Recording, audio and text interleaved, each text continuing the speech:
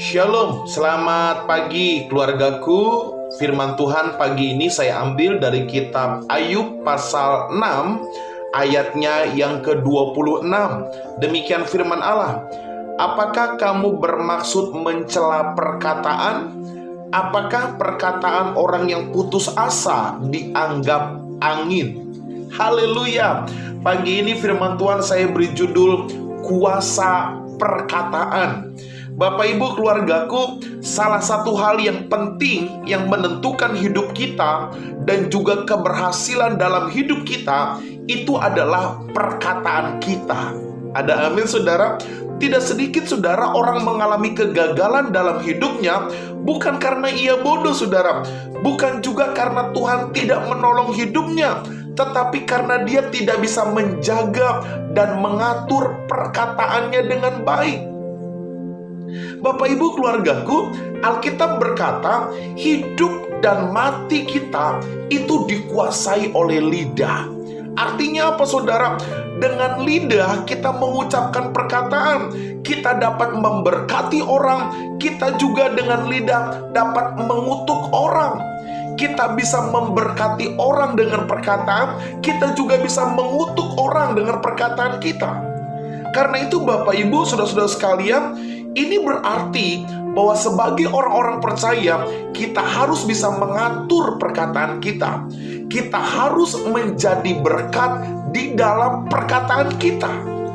Bapak Ibu keluargaku yang dikasihi Tuhan Yesus Kristus, ayat yang tadi kita baca, Ayub pasal 6, ini menyatakan sebuah kekecewaan Ayub terhadap perkataan saudara-saudaranya, sahabat-sahabatnya.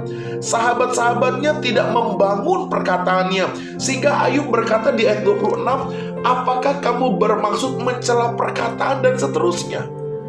Ayub berharap ada seorang sahabat yang mensupport dia dengan perkataan yang membangun.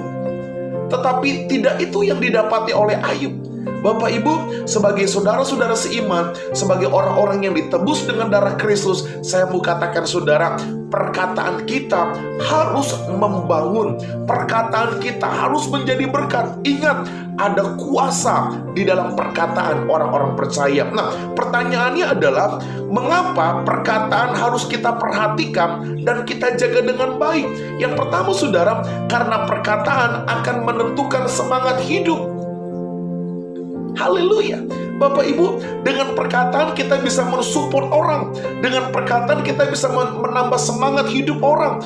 Dengan perkataan kita juga bisa menambah semangat hidup. Karena itu saudara, hati-hati.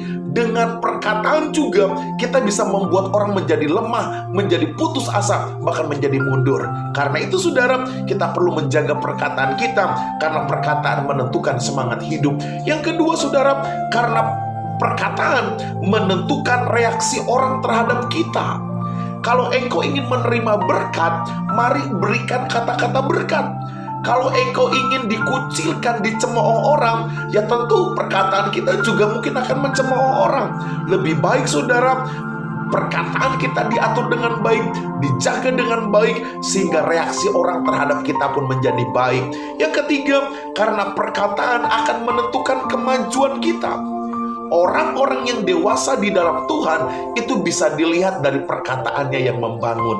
Amin saudara. Dan yang keempat, karena perkataan akan menolong kita untuk dapat menguraikan setiap masalah, sehingga masalah-masalah itu dapat terselesaikan dengan pertolongan Tuhan. Mari ucapkanlah syukur kepada Allah.